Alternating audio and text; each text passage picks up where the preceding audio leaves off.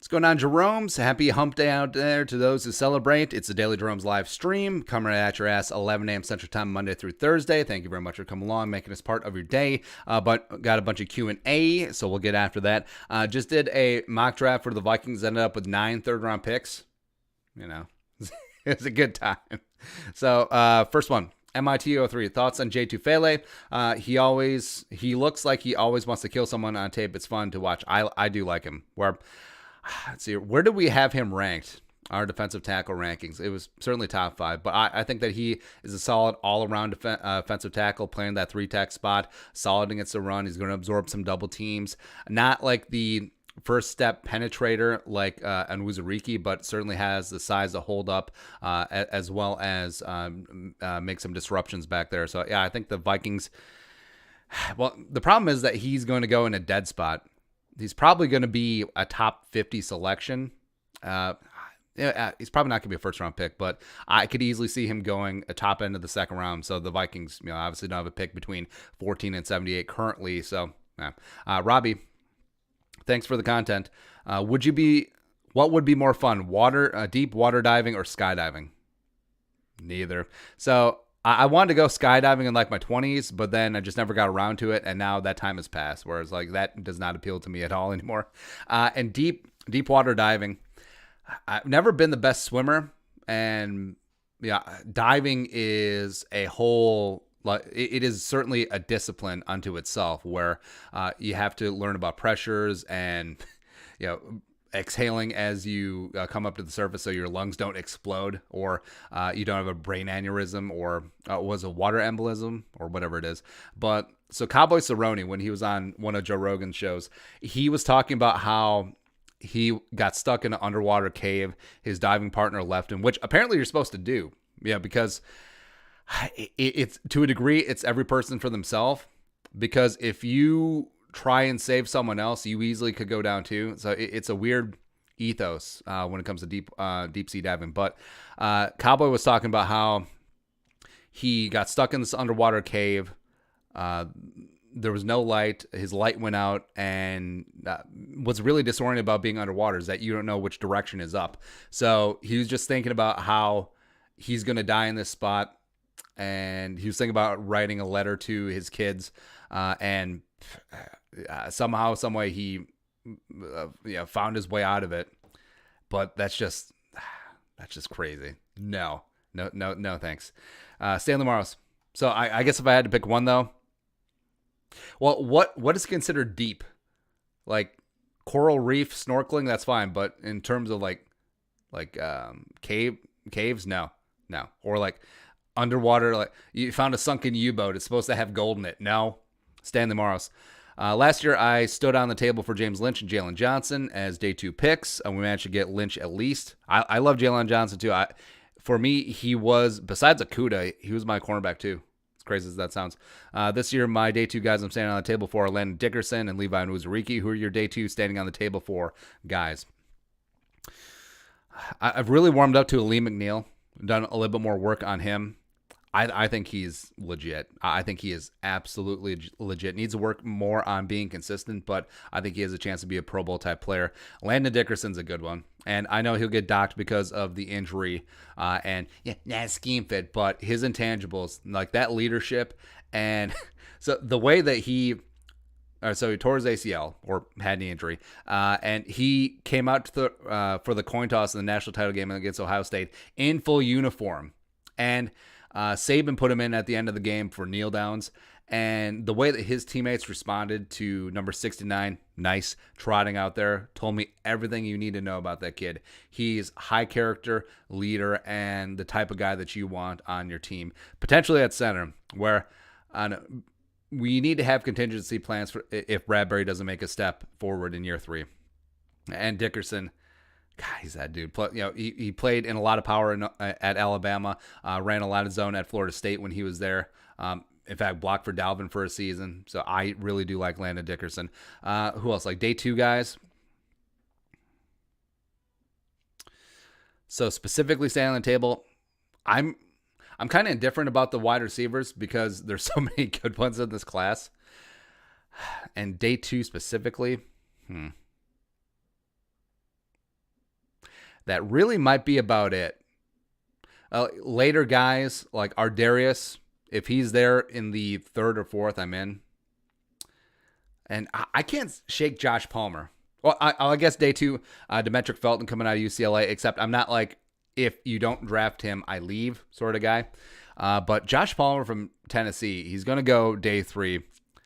I just can't shake him. So what usually happens is, with the Senior Bowl or the Combine or Pro Day, is that a player will catch your eye, and you shouldn't base your entire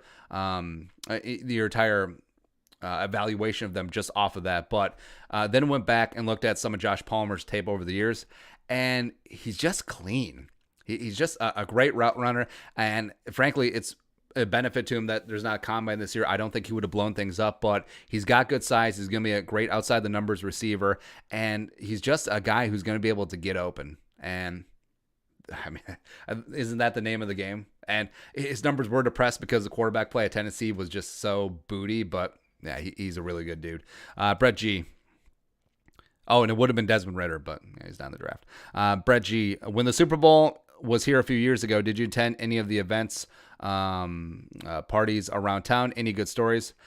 I didn't go out much because it was so friggin' cold that week. So what did I do? Well, I went down to the Super Bowl experience at Nicolay Mall, but that's really about it. Everything else just sort of avoided. I know that there's a lot of out-of-town people that were just pissed about the weather. It was like, what do you expect? It's February in Minnesota. Miles, if the Vikings draft Jaycee Horn the first, I'm going to lose my mind. I understand why fans would lose their mind, but it would be a decent pick. Because Jaycee Horn and Cameron Dantzler, their length on the outside. I mean, Jaycee Horn is a bad MFer. I think a lot of attention gets paid to Surtain and Farley. But, I mean, Jaycee Horn, as good as Caleb Farley is, I mean, Jaycee Horn is 97% the player that Farley is. Like, Jaycee Horn's a dude. Madden Mobile Sansom. Did you play football in school? What position did you play? I was a wide receiver cornerback. Also, how good were you academically in school? I did enough to get by, but I was pretty. School came pretty easily to me. It might be the Asian genes, not gonna lie. So I was like an A- student, but could have been an A+ if I would have tried more. Ryan O'Sullivan. Could you explain to me the role of the 3-tech and its importance? I've always known it'd be a huge position of need and crucial to the Zimmer defense, but what exactly is the role and why is it so difficult to get right? So 3-tech is the player opposite the nose tackle who is going to take on that B gap, and generally their responsibility is a 1 gap. So their job is to get off on the snap, blow up that gap in between the guard and the tackle, and just do damage, and then just wreck. And you look at Geno Atkins, you look at Sharif Floyd, you look at Sheldon Richardson, and man, if you have a 3-tech who's able to just do that, and it helps in both facets, against the run as well as, of course, against the pass too. So that quick penetration just blows off timing, just blows up blocking schemes, and just wrecks things, and it makes everything easier for everyone around. Because you want your nose tackle, the 1-tech, to absorb body. So you want them to take up that center and the guard. And then if the 3-tech can get that B gap open, just you got the interior covered. So you got 2 guys taking up 3 bodies essentially, and you're just getting it. I like it. So, yeah, it's something that the Vikings have been lacking, even though it should have been James Lynch. But, yeah. Robert Barweiler. I can't see the Vikings moving forward with Kirk's guaranteed $45 million cap hit next year. Do they extend him? If they keep him, I think extension might be the only way to do it. And it might just be a toilet paper season just to spread out that cap hit, where they can make it, if they give him a 1-year extension, but there's no real money in it, and then they just use it to feather out the cap hit next year. So maybe they restructure his 2022 salary into a roster bonus, and they're able to spread out the cap hits. Like maybe, and just for ease of math, say they make it 25 next year, and then 20, or hell, maybe they extend it for 2 years, and then they break up 10 and 10. So yeah, that's sick to think about, though. I don't like it. Ezekiel Lockhart. Number 1, I've been binging King of the Hill cartoon series. What's your latest binge watch? King of the Hill is a good show back in the day. Let's see here. So I finally got around to watching Ted Lasso, and that was a great show, man. That show did not deserve to be as good as it was, but it's funny, and you really get invested in the characters, and you don't need to know poop about soccer to enjoy it. Also, I've gotten into For All Mankind, watching season 1 of that, where basically any TV show or movie that has to do with space, I'm in.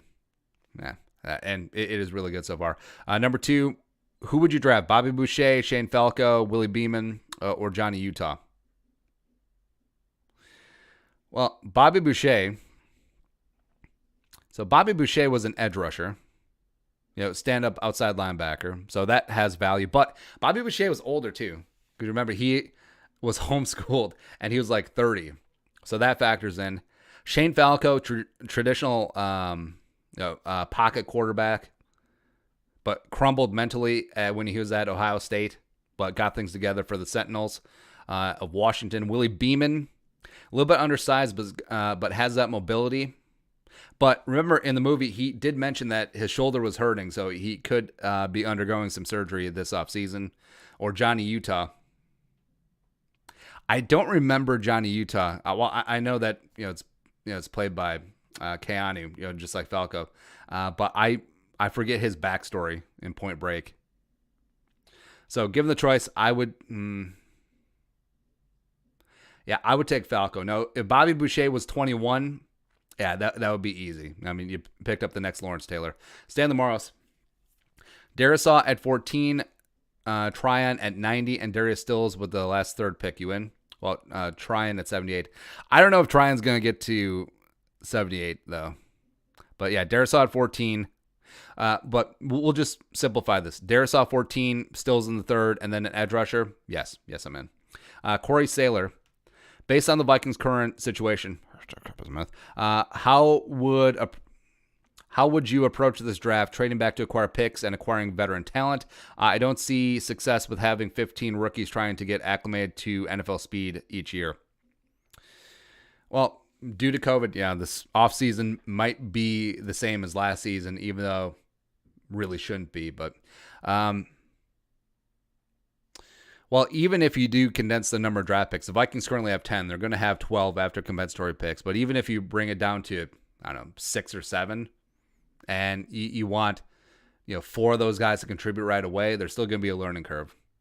But I don't think that means that you should load up on veteran talent, because that also has, even though, yes, they have proven that they can play in this league, I mean, getting acclimated to the scheme and getting to know their teammates, like that still does factor in. So I think you just go about this offseason like normal. But I think the Vikings are uniquely situated in that because they had put so much draft capital, 12 picks in 2019, 15 in 2020, and they're going to have 12 picks to start for the 2021, is that as the cap is potentially suppressed for 2 years, maybe even 3, that the Vikings will have an advantage over other teams that have spent up on veterans to fill the roster, where they only bring in 6, 7 rookies per season. It will matter at the end. Chris Danny Hansen, top 3 most important positions on a football team, not including quarterback. So quarterback 1, edge rusher 2. Well, actually, that sort of even things out. Well, that's too general. So I will say right edge rusher 2, left tackle 3, and I guess you could say wide receiver 4. Yeah, it's getting up there. That's weird to say, though. Or you could say, 3 tech. Yeah, I'll say wide receiver 3 and then cornerback 4. Luke Zacher, what do you think the ceiling is for your channel in terms of subscribers? 10 billion. Robbie, is there a general manager who has won their first Super Bowl after being GM for the same team for 10 years? Let's think. Belichick? No. Well, let's look. So the basic question is, Has someone been on the pot for X number of years and then finally gotten things together as a GM? As in Pretty Ricky Spielman, who first got here. Well, he got here in 2006, but his first draft was 2007. So Super Bowl champions this year. So 2006. Well, let's go through the years. So Brett Veach, Jason Licht has been on the job for a while. Well, how long has Jason Licht been in? Let's see, Jason Licht. It's been a while. It's been a while since Jason Licht's been on the job. 2014, so that's not 10. So Jason Licht, Brett Veach, Belichick has been in the house. Howie Roseman, maybe Howard. Howie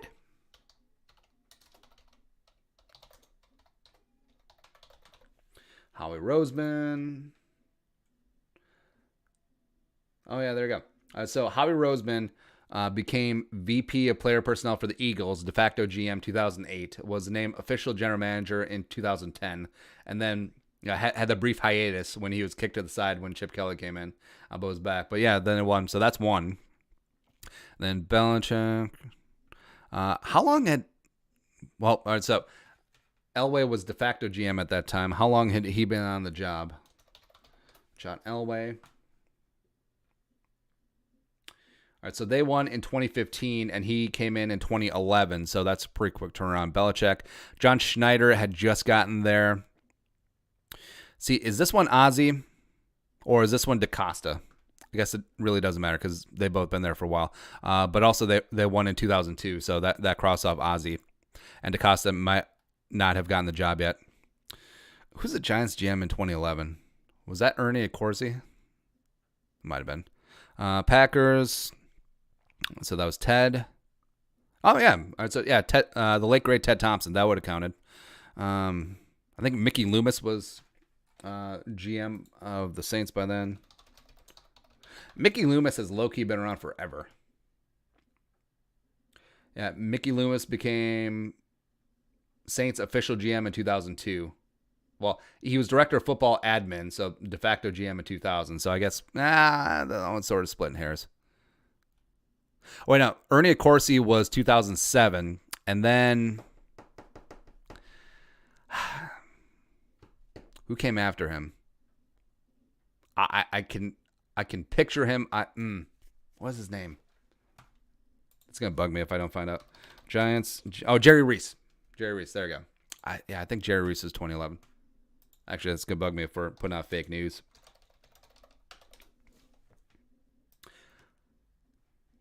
So Jerry Reese, yeah, his first year as Giants GM was 2007.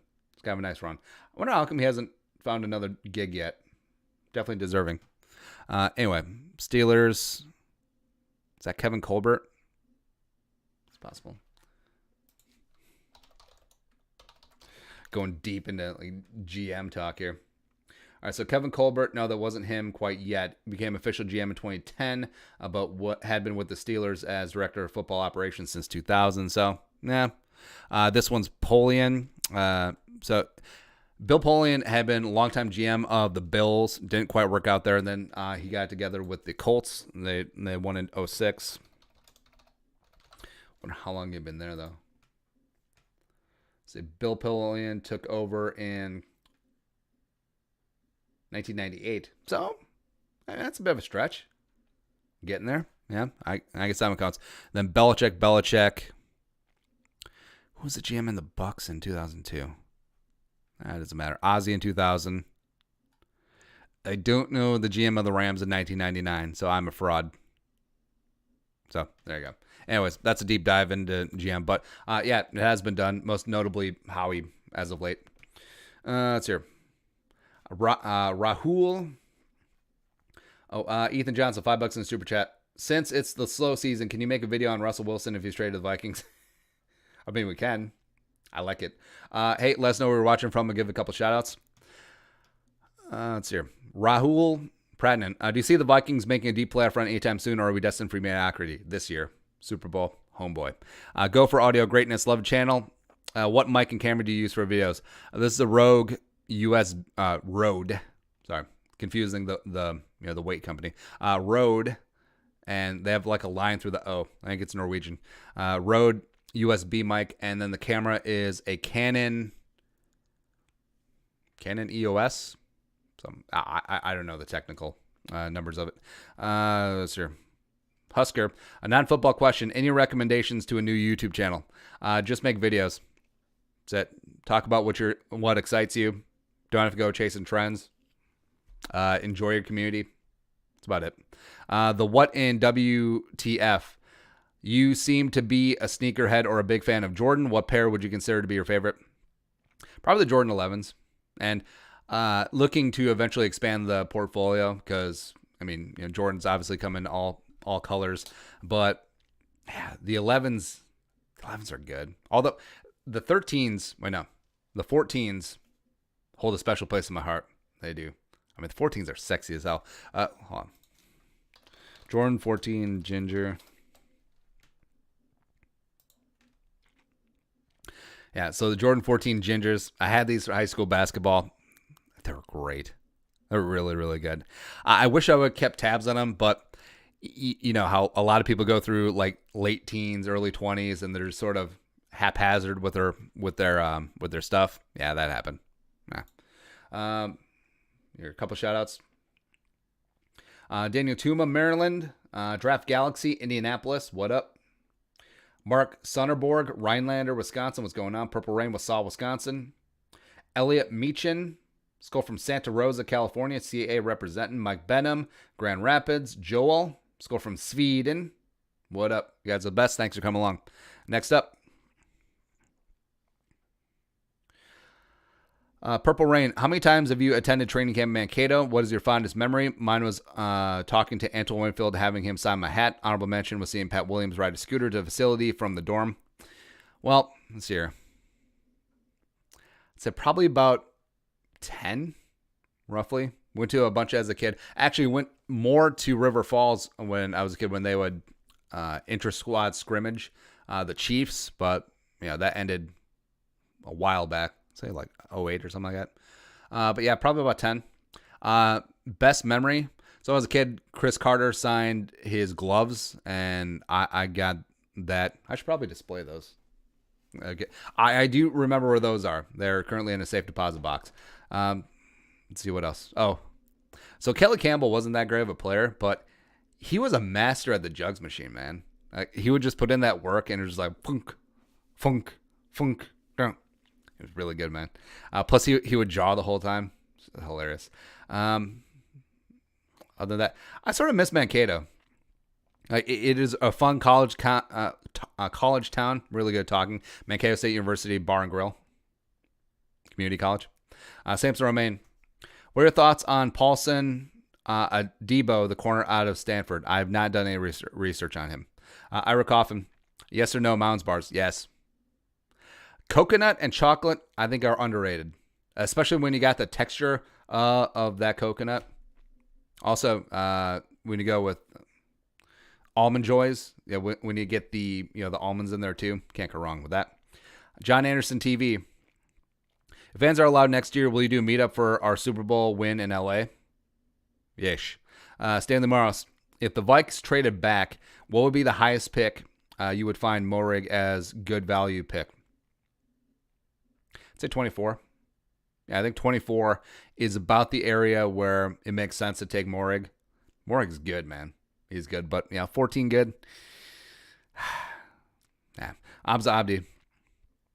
Doesn't Watson have a no trade clause? Yes. Even if we give the Texans what they want, what makes you think he'd want to go to Minneapolis? Justin, Friggin, Jefferson, Dalvin, Friggin, Cook. I mean, just come up here, score 50 points a game. You're already used to dealing with a bad offensive line, but at least this one's getting better. And people in the comments have talked about, Deshaun said that he doesn't want to go to Minnesota. Based on what? Based on rumors during BS season. One of the aggregator websites, Deshaun Watson maybe doesn't want to go to Minnesota. And you just run with that because it's gospel, because you hear what you want to hear. Shut up. Get out of here. Abza Abdi. Do you plan on making a bracket for March Madness if it doesn't get canceled? I mean, yeah, it's almost time, isn't it? Westworld, where would you rank CJ Ham? Probably 3. No, 3-way tie with Kyle used check, and then the Ricard, is that the Ravens 310-pound fullback? 3-way tie because they're the only 3 teams who use a fullback, which is funny. Bruce Robinson Jr.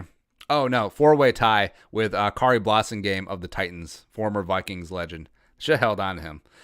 Bruce Robinson Jr. If Pitts and Parsons are on board at 14, who do you take? Pitts. It's close up. Westworld. Will Haskins succeed in Pittsburgh? No. He certainly could use the Washington situation as a wake-up call, but I don't know. No one talks about, Haskins put up big numbers his 1 year at Ohio State, but his pocket awareness is not good. He is not mobile at all. He does have arm strength, except he's not that accurate. So, but other than that, and maturity issues, sure. No. Sean Johnson. Do you think the Vikings should kick the tires on Alex Smith as a QB2? I actually think that if Alex Smith wanted to play in 2021, he might be able to get somewhere where he'll be able to compete for a starting job. So I don't think he'll come to Minnesota, but I would be interested in him. Charlie Mullins, do you think you'll focus on Football News Today more in the future? Maybe. There's a lot going on right now. Miles, who will be there at 14 and who will the Vikings get? Darisaw, Pay, Rousseau. Who else is going to be on board? Mac Jones will be there. Maybe, though. I think Mac Jones is going to go higher than a lot of people expect. And then they'll ultimately take Christian Darisaw. Danny Hansen. Favorite candy? It's hard to go wrong with Laffy Taffy. Laffy Taffy, because you don't have Laffy Taffy for a long time, and then like your kid has Easter or Halloween or something, then you get some Laffy Taffy, and then you remember, oh my God, these are so good, especially the pink Laffy Taffies. Plus you get the dad jokes in there. Come on. Elliot Meechin. In 2022, Vikings fire Zimmer, hire Lincoln Riley, and draft Spencer Rattler. What do you think? I think something just expelled out of me. I would be in. But what do you do with Kirk Cousins? You'll figure it out. Ethan Griffith. True or false? You should replace Rick Dennison as O-line coach. I see your breakdowns and you appear to know your stuff, and he's trash. No, because then if they don't work out, then I'm trash. I like being above reproach. Like, I can just sit from the stands and Monday morning quarterback everything. It's great. But bring in Aaron Kromer. Otso Mikkonen. If Rashawn Slater would have been 6'7" like his dad, would he be picked over Sewell? Yes. If he was 6'7" and still had those feet and that agility, yes. But hopefully if he was 6'7", would have more of an ass. Griffin Creer. Who do you think would fit best in our offense? Waddle, Smith, Chase, or Pitts? I would say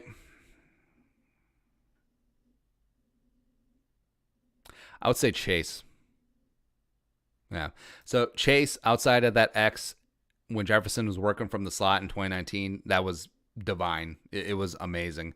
And Jefferson would adapt, where he played a lot of X last year. But if you had Chase in there, having Jefferson play slot, play the Z, move all over the place, it would be uncoverable. It would. And Chase is a junkyard dog, man. Like, Chase attacks the ball like he's mad at it. Like, he does play like Terrell Owens. Well, with better hands than Terrell Owens. He plays like Bolden. He plays like Fitzgerald. Like, he plays like every aggressive, physical, outside the numbers receiver. But he's also 6'1".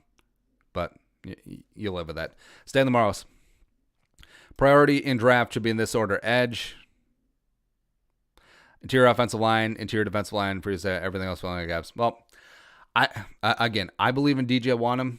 Plus, if you have a Foddy back, plus Brailford, plus Willekes, plus Daniil friggin' Hunter, it's less of a priority.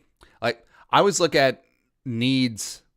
If he went into the draft and didn't change anything, if he went to the season and he didn't add anyone, how do you feel? With that edge group, I feel okay. With the cornerback group, I feel okay. Less so about wide receiver, definitely less about safety, and the worst about interior offensive line as well as interior defensive line. So that's why I would put them higher. But yeah, I understand. So quarterback can get the quarterback league, but the Vikings will definitely be able to get the quarterback more with Danielle Hunter back. Makes life easier for everyone involved. That's it. There's the Daily Jeromes live stream for today. Thank you for the questions. We'll be back tomorrow, 11 a.m. Central Time. Subscribe for daily Vikings takes. A lot of